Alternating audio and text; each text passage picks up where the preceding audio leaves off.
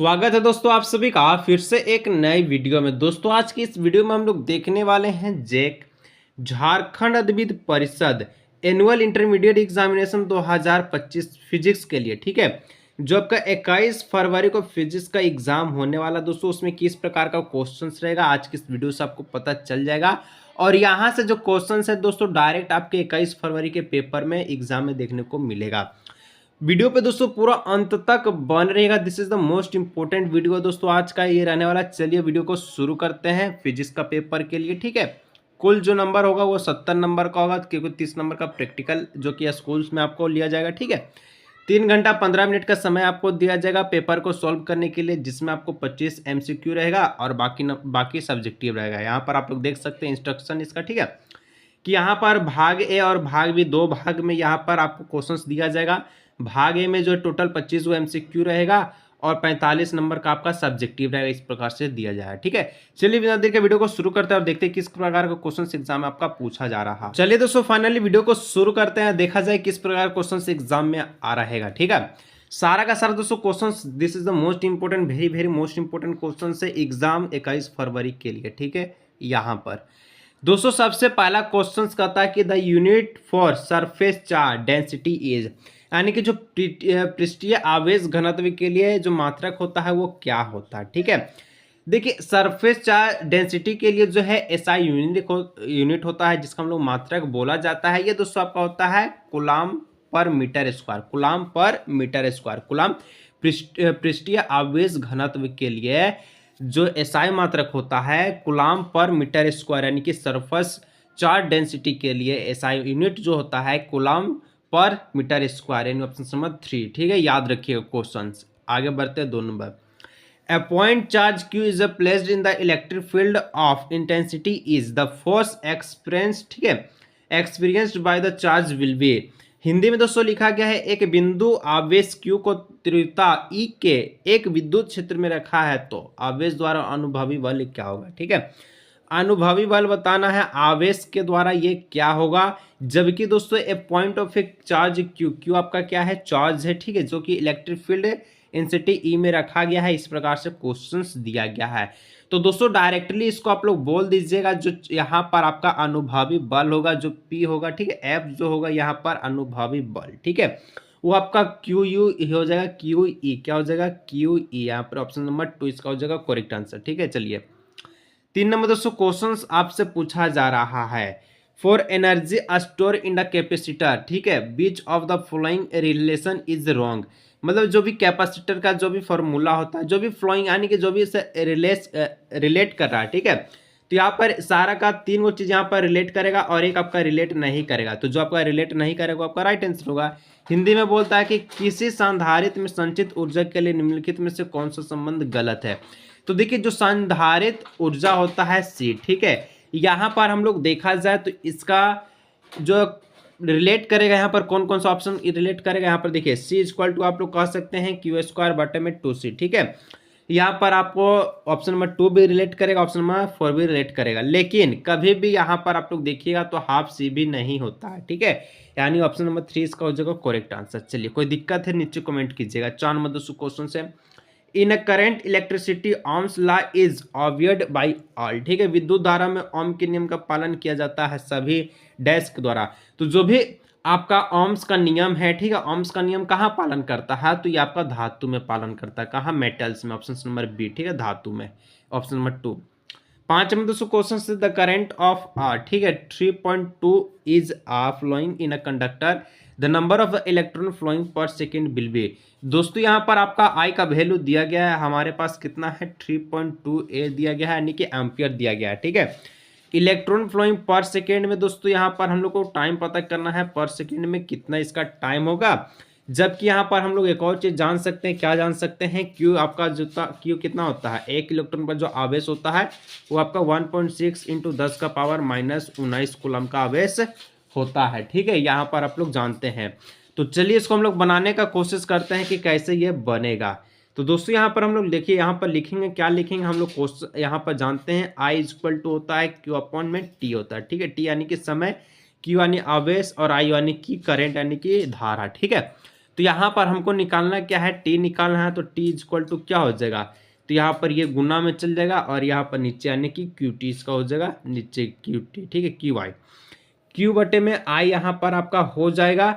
अब दोस्तों यहाँ पर क्या रखना है, क्यू का मान रखना है और आई का मान रखिएगा, तो आंसर जो आपका आएगा 2 गुना 10 का पावर 19 आ जाएगा, ठीक है, यहाँ पर सेकेंड।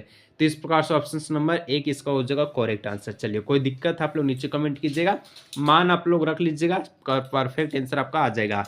6 नंबर दोस्तों क्वेश्चन करता है western bridge is use to measure, यानी कि जो भी वेस्टर्न सेतु होता है ये दोस्तों मापने के लिए प्रयोग किया जाता है, किस चीज के लिए, यानी कि किस प्रकार का रेजिस्टेंस ये मापता है, तो यहाँ पर आपको बताना है, ठीक है। तो जो भी आपका वेस्टर्न सेतु होता है ये आपका हाई रेजिस्टेंस भी मापता है, लो रेजिस्टेंस भी मापता है, यानी कि बोथ हाई एंड लो दोनों, जिसका करेक्ट आंसर हो जाएगा। दोस्तों देखिए, अगर आप लोग बोर्ड एग्जाम 2025 का तैयारी कर रहे हैं, ठीक है, तो दोस्तों आप सभी के लिए सबसे बेहतरीन गेस्ट पेपर आ चुका है, जिसका दोस्तों प्राइस है ओनली फॉर 99। इसमें आपको ऑल सब्जेक्ट का गेस्ट पेपर मिल जाएगा, हिंदी इंग्लिश दोनों लैंग्वेज में मिल जाएगा, ठीक है। Physics chemistry math biology English Hindi economics सारा सब्जेक्ट आपका अवेलेबल ओनली फॉर 99 में। किसी को चाहिए दोस्तों ये गेस्ट पेपर, तो यहाँ पर इस नंबर पर आप लोग व्हाट्सअप कर सकते हैं और पेमेंट करने के बाद QR कोड पे आपको व्हाट्सअप पर ही ऑनलाइन गेस्ट पेपर दे दिया जाएगा, ठीक है। चलिए, यहाँ पर दोस्तों नेक्स्ट क्वेश्चन जो है 7 नंबर की ओर बढ़ते, किसी को चाहिए तो इस नंबर पर व्हाट्सअप कीजिएगा, 99 रुपये पे कर लीजिएगा, जो QR कोड भेजा जाएगा और आपको व्हाट्सअप पर ही ऑनलाइन गेस्ट पेपर भी मिल जाएगा। अगला दोस्तों क्वेश्चन हमारा जो नेक्स्ट जो है 7 नंबर का क्वेश्चन कहता है कि the magnitude of the magnetic field B inside a long, ठीक है, student carry current I is, किसी लंबी परिनालिका जिससे आई विद्युत धारा प्रभावित हो रही है तो उसके भीतर चुंबकीय क्षेत्र बी का परिणाम है, ठीक है, परिमाण है। तो यहाँ पर डायरेक्टली क्वेश्चन जो है इस प्रकार से पूछता है कि मैग्नीट्यूड ऑफ है magnetic field B inside a long solenoid carrying a current I, ठीक है, लंबी परिनालिका कोई दिया गया है जिसमें दोस्तों आपका आई विद्युत धारा है, यानी कि जो लंबा परिनालिका है उसके अंदर क्या है, आई विद्युत धारा इन्वॉल्व है, ठीक है। तो यानी कि अंदर का, यानी कि इनसाइड का आपका क्या पूछा है, चुंबकीय क्षेत्र का परिमाण पूछा है, यानी कि आपका जो है अंदर के मैग्नेटिक फील्ड पूछा है। तो अंदर का जो मैग्नेटिक फील्ड होगा बहुत ही आराम से क्वेश्चन से इसका जो होगा म्यू नॉट एन आई, ठीक है, mu not an I, option number 3 इसका हो जाएगा करेक्ट आंसर। कोई दिक्कत है आप लोग नीचे कमेंट कर सकते हैं बिंदास, ठीक है। चलिए 8 नंबर, इन दोस्तों cyclotron maximum kinetic energy of a accelerated particle, दोस्तों कहता है कि साइक्लो इलेक्ट्रॉन, ठीक है, साइक्लोट्रॉन में त्वरित कर्ण की अधिकतम ऊर्जा गतिज ऊर्जा होती है, तो यहाँ पर अधिकतम बोला है, तो यहाँ पर जो करेक्ट आंसर होगा Q square B square R square is equal बट्टे में 2m, ठीक है, यानी ऑप्शन नंबर इसका हो जाएगा 4 इसका करेक्ट आंसर हो जाएगा, ठीक है। चला जाए आगे। 9 नंबर दोस्तों क्वेश्चन है Henry is a unit of, दोस्तों हेनरी किसका यूनिट है, तो हेनरी जो किसका यूनिट है यहाँ पर आपसे पूछा है, तो ये आपका सेल्फ इंडक्टेंस का हो जाएगा और म्यूचुअल इंडक्टेंस का हो जाएगा, यानी कि स्वप्रतत्व का और अन्य प्रतत्व का, ठीक है, अन्य प्रतत्व दोनों का, तो ऑप्शन नंबर D3 कर सकते हैं, both self and mutual induction, ठीक है, यानी ऑप्शन नंबर क्या हो जाएगा 3 हो जाएगा, ठीक है। चलिए 10 नंबर दोस्तों क्वेश्चन कहता है the frequency of A rotation for the generator in India, Bharat में जनित्र के लिए घूर्णन की जो आवृत्ति होती है दोस्तों आप लोग याद रखिएगा 50 से 60 के बीच होता है, ठीक है, 50 से क्या होता है 60 के बीच होता है। तो यहाँ पर जो क्वेश्चन का जो करेक्ट आंसर हो जाएगा आप लोग 50 ही लिखिएगा, कोई दिक्कत नहीं है, ठीक है, जेक बोर्ड 50 का वैल्यू दे रहा है यहाँ पर, ठीक है। चलिए 11 नंबर दोस्तों क्वेश्चन से the angle of A minimum, ठीक है, derivation for the prism of a reflective index mu is, यानी कि कहता है दोस्तों अपवर्तनांक म्यू के पतले प्रिज्म के लिए न्यूनतम विचलन का कोण क्या होगा, तो न्यूनतम विचलन का क्या कोण हो जाएगा जो कि यहाँ पर प्रिज्म से रिफ्लेक्टिव इंडेक्स म्यू के लिए, ठीक है। तो यहाँ पर 11 का जो करेक्ट आंसर है कैसे आप लोग लिखिएगा, देखिए यहाँ पर जो इसका अगर आप लोग देखिएगा तो जो भी आपका मिनिमम डेरिवेशन निकलेगा, ठीक है, डेरिवेशन है डेविएशन, ठीक है, फॉर द प्रिज्म का जो निकलेगा वो आपका दोस्तों निकलेगा μ-1 ब्रैकेट में बाहर में a, ठीक है, ऑप्शन नंबर ए इसका हो जाएगा 2 इसका करेक्ट आंसर। चलिए 12 नंबर क्वेश्चन कहता है in a compound microscope the image formed, ठीक है, between the objective and the eyes eye, ठीक है, पीस इज, यानी कि संयुक्त सूक्ष्मदर्शी में अविदृश्यक और नेत्रिका के बीच बनने वाला प्रतिबिंब है। तो तो देखिए यहाँ पर जो आप लोग कह सकते हैं, क्या कह सकते हैं कि देखिए बहुत सारा बच्चा बोलेगा सर ऑप्शन नंबर ए होगा, आभासी, सीधा और आवर्धी, यानी वर्चुअल इफेक्ट और मैग्नीफाइड। तो ये करेक्ट आंसर नहीं है आपका, बिल्कुल भी नहीं। 12 का ऑप्शन नंबर 3 होगा, ठीक है, रियल, इन्वर्टेड एंड मैग्नीफाइड, यानी वास्तविक, उल्टा और आवर्धित, ठीक है। चलिए आगे बढ़ते हैं नेक्स्ट क्वेश्चन, ठीक है। संयुक्त सूक्ष्मदर्शी द्वारा बोला है तो वास्तविक, उल्टा और आवर्धित बनेगा, रियल, इन्वर्टेड और मैग्नीफाइड। 13 नंबर है, विच ऑफ द फ्लोइंग, ठीक है, phenomena establish the particle nature of light.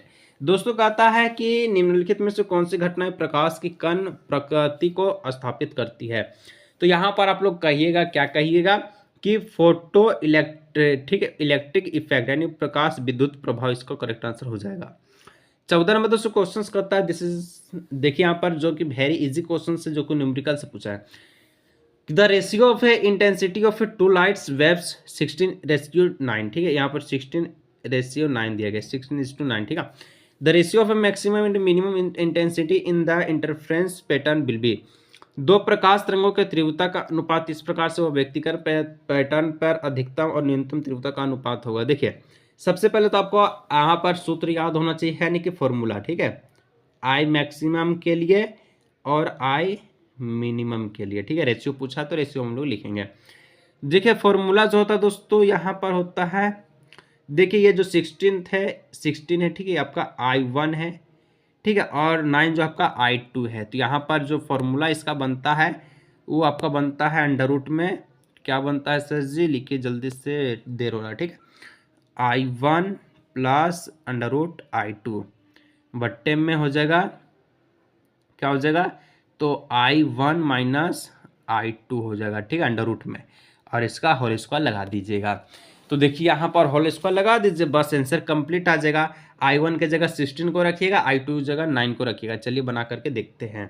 तो यहाँ हो जाएगा 16, ठीक है, 16 प्लस अंडर रूट 9, और नीचे में यहाँ हो जाएगा आपका under root 16 minus under root 9 bracket whole square. 16 का वर्गमूल कीजिएगा तो हो जाएगा 4 प्लस 3 हो जाएगा, 4 माइनस यहाँ पर 3 हो जाएगा, ठीक है, ये आपका हो जाएगा, ये आपका स्क्वायर, 4 3 हो जाएगा आपका 7 हो जाएगा, और 4 में से 3 गया 1 हो जाएगा, 7 बट्टे में 1 का स्क्वायर, तो 7 7 49, यानी कि 49:1 इसका करेक्ट आंसर हो जाएगा, ठीक है, 49:1 ऑप्शन नंबर 2।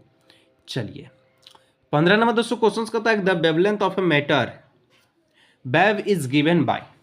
द्रव तरंग के लिए जो तरंग दैर्घ्य होता है ये आपका क्या होता है। तो द्रव तरंग के लिए जो तरंग दैर्घ्य होता है ये जो आप सभी का होता है दोस्तों, कि जो लैम्डा जो होता है आपका h/p के रूप में होता है, ठीक है। और p बराबर क्या होता है, वैल्यू इज, कमेंट में आंसर इसका कमेंट दीजिएगा, this is the most important, ठीक है, जो क्वेश्चंस पूछे हैं। 16 नंबर दोस्तों कहता है, the stability of a nucleus is decided by it. एक नाभिक की स्थिरता तय की जाती है डैश के द्वारा, तो किसके द्वारा, तो नंबर ऑफ न्यूक्लियंस के द्वारा, ठीक है, न्यूक्लियंस की संख्या के द्वारा, ठीक है। चलिए सॉरी, यहाँ पर न्यूक्लियंस की संख्या नहीं होगा, बल्कि यहाँ पर बंधन ऊर्जा प्रति न्यूक्लियन, यानी कि बिंडिंग एनर्जी बाय न्यूक्लियन, इसका हो जाएगा करेक्ट आंसर, ठीक है। 217 नंबर कहता है E बराबर mc² इज कॉल्ड, यानी कि E बराबर mc² को क्या कहा जाता है। तो इसको हम लोग कहते हैं, क्या कहते हैं, E बराबर mc² को आइंस्टाइन मास एनर्जी रिलेशन, यानी आइंस्टाइन का द्रव ऊर्जा का संबंध को हम लोग E बराबर mc² कहते हैं, ठीक है। चलिए आगे बढ़ते हैं 18 नंबर की ओर। 18 में दोस्तों क्वेश्चन कहता है, the decay constant of a radio active substance, ठीक है, इन जो है क्या बोलता है, तो यहाँ पर तरंग दैर्घ्य जो दिया गया है lambda, it's half time is, मतलब कि एक रेडियो धर्मी पदार्थ का क्षय स्थिरांक इस प्रकार से, इसका अर्ध आयु काल क्या होगा। अर्ध आयु मतलब दोस्तों टी हाफ का वैल्यू पूछा है, T half is equal to होता है 0.0693 बाई क्या हो जाएगा, तो लैम्डा हो जाएगा, ठीक है।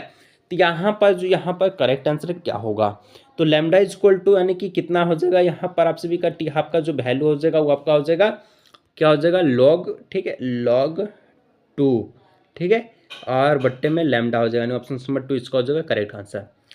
19 नंबर दोस्तों क्वेश्चन करता है कि electric conduction is in semiconductor is due to, मतलब दोस्तों कहता है अर्धचालक में विद्युत चालन के कारण है, क्या है।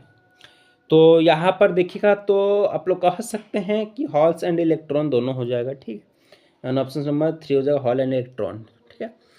चलिए दोस्तों नेक्स्ट क्वेश्चंस के रूप में हम लोग बाद में हम लोग देखेंगे, ठीक है। किसी को दोस्तों गेस्ट पेपर चाहिए तो इस नंबर पे आप लोग व्हाट्सएप कीजिएगा। जो आगे का जो क्वेश्चंस आएगा दोस्तों वो आपका सब्जेक्टिव होगा, आप लोग टेंशन बिल्कुल ना लीजिए। 2-4 को जो एमसीक्यू क्वेश्चंस बचा है उसको भी ले लेंगे।